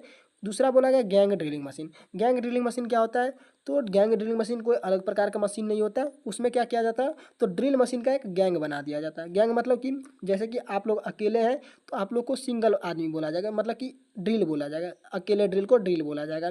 लेकिन अगर उसी तरीके से जैसे कि आप अकेले थे तो आपको एक साथ 3-4 लोग लेकर आप घूम रहे हैं, तो क्या बोलेंगे कि आप गैंग में घूम रहे हो। तो उसी तरीके से एक ड्रिल को 3-4 ड्रिल के साथ अगर मिलाकर रख दिया जाए और एक साथ उपयोग में लिया जाए, तो उसे हम लोग गैंग ड्रिलिंग मशीन कहते हैं। अब गैंग ड्रिलिंग मशीन का उपयोग क्यों करना है, गैंग ड्रिलिंग मशीन का हम लोग को क्यों उपयोग पड़ गया, इसके बारे में बताता हूँ। कि अगर मान के चले कि आपको एक कंपोनेंट दिया गया और आपको ऑर्डर दिया गया कि इस पे आपको इंटरनल थ्रेड काटना, क्या करना है, इंटरनल थ्रेड काट के लाना है, और आपको एक कंपोनेंट दिया गया है, तो उस कंपोनेंट में आप लोग को ड्रिलिंग करने के लिए कहीं ना कहीं 4 ऑपरेशन करने होंगे। पहला ऑपरेशन आपको करना होगा ड्रिलिंग, जो कि आप लोग उसमें ड्रिल करेंगे। ड्रिलिंग करने के बाद आप लोग को करना पड़ेगा रीमिंग। रीमिंग करने से क्या होगा कि आपका होल जो होगा वो काफ़ी ज़्यादा फिनिश हो जाएगा। उसके बाद आप लोग तीसरा ऑपरेशन आप करेंगे चैम्फरिंग, जिसकी मदद से क्या करते हैं, तो हम होल के ऊपरी वाले सिरे को थोड़ा सा चैम्फर कर देते हैं। फिर जाके आप लोग को क्या करना है, तो अपने ड्रिल में क्या करेंगे, टैप को लगाएंगे, और फिर जाके कहीं ना कहीं इंटरनल थ्रेड को कटिंग कर पाएंगे। तो ये 4 प्रकार के ऑप्शन कहीं ना कहीं आपको बेसिकली करने पड़ेंगे, एक थ्रेड को काटने के लिए, इंटरनल थ्रेड को काटने के लिए। तो ये चारों काम के लिए आप लोग अलग अलग मशीन पे बार बार जाएंगे, और वहाँ पे जॉब को सेटिंग करेंगे, टूल को सेटिंग करेंगे, उसमें काफ़ी समय लगने वाला है। ऐसा समय को बचाने के लिए क्या करेंगे, तो हम लोग एक ही तरह के मशीन को एक ही बेंच पर क्या करेंगे, सेट कर लेंगे। जैसा कि आप लोग यहाँ पर देख रहे हैं, एक ही प्रकार के मशीन को एक ही बेंच पर सेट कर लिया गया है। और पहले वाले मशीन में कहीं ना कहीं ड्रिल का बिट लगा लिया जाएगा जिससे ड्रिलिंग हो जाएगी। दूसरे वाले में क्या किया जाएगा, तो उसमें रीमिंग का टूल लगा लिया जाएगा जिससे रीमिंग हो जाएगी। फिर जाके चेम्फरिंग टूल लगा लिया जाएगा और लास्ट में टैपिंग टूल लगाकर आपके जॉब में कहीं ना कहीं टैपिंग प्रोसेस को पूरा कर दिया जाएगा। तो इस तरीके से हम लोग गैंग ड्रिलिंग मशीन का उपयोग करते हैं। अगला ऑप्शन है bench drilling machine. Bench drilling machine क्या होता है, तो बेंच ड्रिलिंग मशीन कुछ खास ड्रिलिंग मशीन नहीं है, वो भी आपका पिलर टाइप ड्रिल मशीन की तरह ही होता है। इसमें भी बेस होता है, वर्किंग टेबल होता है और जाके फिर क्या होता है, तो ये ड्राइविंग मोटर और इसमें क्या होता है, तो पुल्ली लगी होती है जिसकी मदद से चक हमारा घूमता है। और ये आप देख सकते हैं फीड हैंडल, जो कि आपको कहीं ना कहीं पिलर टाइप ड्रिल मशीन में देखने को नहीं मिला था क्योंकि वो पीछे वाला भाग है। तो ये हमारा बेंच ड्रिलिंग मशीन जो होता है वो पिलर टाइप ड्रिल मशीन की तरह ही होता है। अंतर सिर्फ इतना ही होता है कि इसकी जो पिलर होती है या तो कॉलम जिसको कहते हैं, उसका हाइट थोड़ा कम होता है जिसकी वजह से इसे हम लोग बेंच पे अपने साइज के अकॉर्डिंग, अपने हाइट के अकॉर्डिंग सेट करते हैं, फिर जाके इसका उपयोग करते हैं। ओके, तो ये हमारा क्या था, बेंच टाइप ड्रिलिंग मशीन। उसके बाद अगला जो है, अगला बताया गया radial drill machine. Radial drill machine आप लोग ऑप्शन में देख रहे हैं। रेडियल ड्रिल मशीन जो है, इसमें एक कॉलम लगा रहता है और कॉलम पे एक आर्म लगा रहता है। इस आर्म के मदद से क्या करते हैं, तो हम अपने ड्रिल हेड को, ये जो हमारा ड्रिल हेड है, इसको कहीं ना कहीं 360 डिग्री में कहीं ना कहीं मूव करा सकते हैं, घुमा सकते हैं और अपने जॉब पे बड़े बड़े हॉल को कर सकते हैं। ठीक है, कितने बड़े हॉल को हम आसानी से कर सकते हैं, 18 सेंटीमीटर तक के जॉब पे ड्रिल करने के लिए कहीं ना कहीं कर सकते हैं। जबकि हम आपको बता दें कि बेंच टाइप ड्रिल मशीन जो होता है, इसका उपयोग हम लोग 12.5 mm, कितना, 12.5 mm के जॉब पे ड्रिल करने के लिए 12.5 mm का ड्रिल हम लोग आसानी से कर सकते हैं। जबकि पिलर टाइप ड्रिल मशीन जो होता है, इसका उपयोग हम लोग 75 mm तक के साइज को करने के लिए ड्रिल कर सकते हैं। ठीक है, और हमारा बेंच टाइप जो होता है वो हल्के काम के लिए उपयोग किया जाता है, जबकि पिलर टाइप ड्रिल मशीन जो होता है वो भारी काम के लिए उपयोग किया जाता है। अब रेडियल ड्रिल मशीन में हमने आपको बताया कि इसको 360 डिग्री में, मतलब कि हमारा जॉब कुछ खास ज़्यादा बड़ा है जिसको हम टेबल पे लोड नहीं कर सकते, और टेबल पे लोड नहीं कर सकते तो क्या हम उस पर ड्रिलिंग नहीं करेंगे, तो हम उसके आर्म को 360 डिग्री में मूव कर सकते हैं और अपने जॉब के अकॉर्डिंग क्या करेंगे, तो मूव करने के बाद अच्छे तरीके से ड्रिल कर सकते हैं। ठीक है, हम पिक्चर को थोड़ा साफ कर लेते हैं ताकि आपको समझाने में दिक्कत ना हो। तो ये हमारा आर्म था जिसको हम 360 डिग्री में मूव कर सकते हैं। ये हमारा क्या है, कॉलम या पिलर कह सकते हैं इसको, और इस पे क्या है, तो आर्म को हम 360 डिग्री पे मूव करते हैं। ये हमारा क्या है, तो मोटर लगा हुआ है, आर्म लिपिंग मोटर लगा हुआ है, और ये हमारा मेन मोटर है जो कि हमारे स्पेंडल को रोटेशन देता है। ये हमारा वर्किंग टेबल है और यहाँ पे आप लोग ड्रिल लगा हुआ देख सकते हैं जो कि स्पेंडल में लगा हुआ है। तो ये हमारा रेडियल ड्रिल मशीन के बारे में। अगर आप लोग मशीन के बारे में अच्छे तरीके से जानते हैं तो आप लोग को एक अलग से प्लेलिस्ट मिल जाएगा जहाँ पे आपको हर एक मशीन के बारे में, मिलिंग मशीन कैसे काम करता है, मिलिंग मशीन क्या होता है, लेथ मशीन के बारे में, या तो ड्रिल मशीन के बारे में, ग्राइंडिंग मशीन के बारे में, सभी मशीन के बारे में अलग अलग से वीडियो कहीं ना कहीं प्रोवाइड कर दी गई है। आप लोग को प्लेलिस्ट में जाना है और वहाँ से आप लोग सभी मशीन के बारे में अच्छे तरीके से देख सकते हैं। तो इसका सही आंसर क्या हो जाएगा, तो इसका सही आंसर जो है वो हो जाएगा आपका पिलर टाइप ड्रिलिंग मशीन, जो कि ऑप्शन नंबर ए में देखने को मिल रहा है।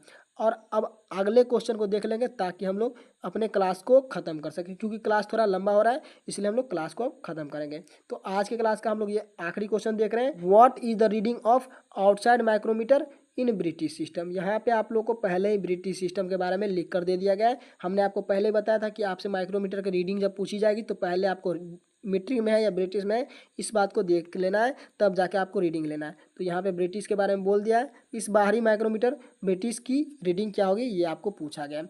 तो ये हमारा क्या है, तो ये हमारा स्लीव है और ये हमारा थिम्बल है। इसके लिए आपको रीडिंग का फॉर्मूला मैंने बताया था। रीडिंग का फॉर्मूला क्या होता है, तो मेन स्केल का डिवीजन आपको चेक करना है, फिर जाकर उसमें प्लस क्या करना है, थिम्बल का कौन सा डिवीजन, क्या करना है, थिम्बल का कौन सा डिवीजन डेटम लाइन के बीचों बीच मिल रहा है, और उसके मिलने वाले भाग को क्या करते हैं, तो मिलने वाले भाग को लिस्ट काउंट से कहीं ना कहीं गुना करते हैं। तो इसको गुना किससे करेंगे, तो डेटम लाइन के मिलने वाले भाग को लिस्ट काउंट से कहीं ना कहीं गुना करेंगे। एलसी मतलब कि लिस्ट काउंट। तो मैंने यहाँ पे क्या लिखा है, तो मैंने यहाँ पे लिखा है कि पहले मेन डिवीजन को चेक करेंगे कि मेन स्केल में कितना हमारा खुला हुआ है, उसका थिम्बल डिवीजन का कौन सा भाग हमारे डेटम लाइन से मिला हुआ उसको हम लिस्ट काउंट से गुना करेंगे और फिर जाके हमारा कहीं ना कहीं कैलकुलेशन कंप्लीट हो जाएगा। अब इसके लिए हमको क्या करना है, तो सबसे पहले आपको एक चीज़ इसमें जानने की ज़रूरत है जो कि है लिस्ट काउंट। हमने आपको मीट्रिक का भी लिस्ट काउंट बताया था और ब्रिटिश का भी लिस्ट काउंट कहीं ना कहीं बताया था। तो हम आपको फिर से इसके बारे में बता देते हैं कि मीट्रिक का जो लिस्ट काउंट होता है 0.01 mm होता है। ठीक है, और जबकि हमारा ब्रिटिश में जो होता है, ये हमारा मीट्रिक में है और ये हमारा ब्रिटिश में बता देते हैं। ब्रिटिश में जो होता है वो 0.001 इंच होता है। कितना होता है? 0.001 इंच होता है, जो कि आपका आउटसाइड माइक्रोमीटर हो या तो इनसाइड माइक्रोमीटर हो। अगर ब्रिटिश में होगा तो 0.001 इंच होने वाला है। अब इसके लिए आपको पहले क्या करना होगा? तो सबसे पहले आपको अपने थिम्बल को देखना होगा, स्लीव को देखना होगा कि कितना ग्रेजुएशन क्रॉस किया है। तो मेरे प्यारे साथियों, ग्रेजुएशन को देखने से पहले आपको एक बात जाननी है, जो कि है कि आपका जो ब्रिटिश में मेजरमेंट दिया रहता है माइक्रोमीटर में, वो 1 से लेकर इंच में दिया जाता है। मतलब कि पहला 0 होगा, जैसे कि आप यहाँ पर 0 देख रहे हैं, और 0 के बाद इसका 1 इंच पर कहीं ना कहीं मार्किंग दिया होगा। अब इस बीच की दूरी को कहीं ना कहीं 10 बराबर भागों में बांटा गया। क्या किया गया? 10 बराबर भागों में बांटा गया। यहाँ पे मैं 10 तरीके से 10 भागों में नहीं बांट पाया हूँ, लेकिन आपको क्या है, आप देख सकते हैं 0 से 1, 1 से 2, 2 से फिर 3, इस तरीके से 4, 5, 6, 7, 8, 9, 10 तक कहीं ना कहीं बांट कर दिया गया होगा। और उसके बाद मैं बता दूं कि आप लोग देख सकते हैं कि एक डिवीजन को कहीं ना कहीं 4 भागों में बांटा गया है। कि अगर 0 से आप कहाँ जाते हैं तो 1 पर जाना चाहते हैं, तो इसको 4 भागों में कहीं ना कहीं डिवाइड करके दिया गया है, जो कि मैं इरेज करके आपको समझाने की कोशिश करता हूँ। यहाँ पे मैंने इरेज किया और यहाँ पर आप देख सकते हैं कि ये 0 है, और 0 से क्या किया गया, तो 1, फिर जाके ये दूसरा, और ये तीसरा, और फिर जाके ये चौथा। मतलब कि एक भाग को कितना भागों में बांटा गया है, तो 4 छोटे उपभागों में बांटा गया। 1 इंच को पहले क्या किया गया, तो 10 भागों में बांटा गया, और 10 भागों को क्या किया गया, तो 4 छोटे छोटे उपभागों में बांटा गया।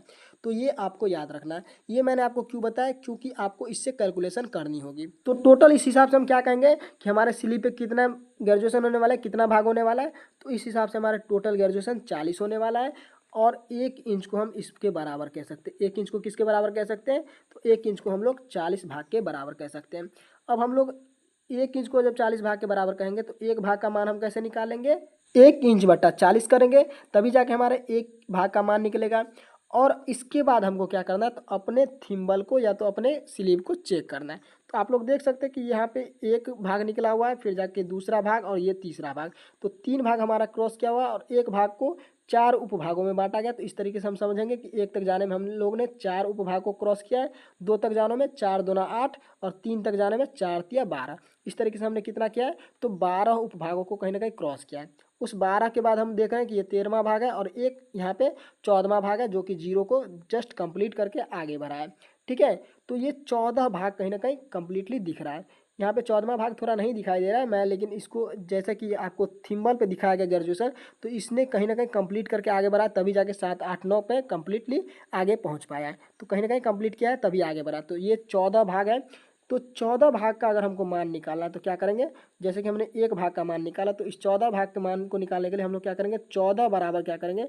14/40 करेंगे। कितना करेंगे? 14/40। और इसको जब हम कैलकुलेट करेंगे तो क्या हो जाएगा? 7/20 हो जाएगा। और 7/20 को अगर हम लोग बांटेंगे तो ये हमारा कितना हो जाएगा? 0.35 कहीं ना कहीं हो जाएगा। कितना हो जाएगा? 0.35। यहाँ पर मैं आपको दिखा देता हूँ, ये इंच में होने वाला है। ठीक, ये मैंने काउंट कर लिया। अब काउंट करने के बाद इसको क्या करेंगे? इसको याद रखेंगे आप। हम आपको आगे एक और चीज़ सिखाने वाले हैं जिसको आप लोग याद रखेंगे। तो साथियों, हमारे मेन डिवीजन का मान कितना आया था? 0.35 इंच आया था। अब इसके बाद मैंने रीडिंग का क्या फार्मूला बताया था? रीडिंग का फार्मूला बताया था मैंने कि मेन स्केल का जो भी डिवीजन होगा उसका मान, उसके बाद प्लस करना है थिम्बल का कौन सा ग्रेजुएशन आपके डेटम लाइन से मिल रहा है, इनटू लिस्ट काउंट। तो सारे कुछ हमने आपको बता रखा है। तो मेन डिवीजन का मान कितना है? तो मेन डिवीजन का मान है 0.35 इंच। उसके बाद आपको प्लस करना है थिम्बल का कौन सा ग्रेजुएशन मैच कर रहा है। तो आप लोग यहाँ देख रहे होंगे कि थिम्बल का ग्रेजुएशन जो मैच कर रहा है वो 9वां ग्रेजुएशन मैच कर रहा है। तो हम लोग इसको क्या करेंगे? 9 लिखेंगे, इनटू क्या होगा? तो लिस्ट काउंट मैंने अभी बताया 0.001 होता है। तो इसको 0.001 से कहीं ना कहीं गुना करेंगे। अब गुना करेंगे तो क्या होगा? तो गुना करने के बाद हमारा जो आने वाला है वो आएगा, पहले तो हम इसको ऐसे ही लिखेंगे 0.35, क्योंकि हमको पहले गुना का काम करना है। तो हमने जब कैलकुलेशन किया तो इसका मान क्या आ जाएगा? 0.009 कहीं ना कहीं देखने को मिलने वाला है। अब इसको हम जब पूरा ऐड करेंगे तो क्या हो जाएगा? 5 हमारा आंसर देखने को मिलने वाला है, जो कि हमारे इस माइक्रोमीटर का कहीं ना कहीं रीडिंग है। तो इसको आप लोग सही से टिक कर लेंगे। तो आपको मैंने रीडिंग निकालना सिखाया ब्रिटिश में कि किस तरीके से आप लोग ब्रिटिश में रीडिंग को निकाल सकते हैं। पहले आप लोग मेन डिवीजन को देखेंगे और मेन डिवीजन में कितना भाग जो हमारा क्या है आगे खुला हुआ है। तो आपको 4 4 दूना 8 4 तिया 12 और उसके बाद 2 पॉइंट खुले हुए थे तो 14। तो 14 को हमने क्या किया, तो 14 को अपने भागों में निकाला। तो 14/40 करना है पहले, क्योंकि ये 40 भागों में बटा रहता है। 1 इंच को 10 भागों में और 10 भागों को कहीं ना कहीं 4 इक्वली पार्टों में बांटा गया, इसीलिए हम लोग 14/40 करते हैं। तो इसका मान कितना है 0.35 आया था। उसमें हमने क्या किया, तो थिम्बल के ग्रेजुएशन जो कि 9वां भाग मिल रहा था, तो उस 9वें भाग को कहीं ना कहीं लिस्ट काउंट से गुना किया और उसके बाद हमने ऐड किया। तो हमारा कितना आया था 0.359। तो ये हमारा कहीं ना कहीं आंसर आया था, जो कि आपको ऑप्शन नंबर सी में कहीं ना कहीं नजर आ रहा है 0.359। तो इसका सही आंसर क्या हो जाएगा, सी हो जाएगा। और आशा करेंगे कि आप लोग ब्रिटिश का माइक्रोमीटर चलाना सीख चुके होंगे।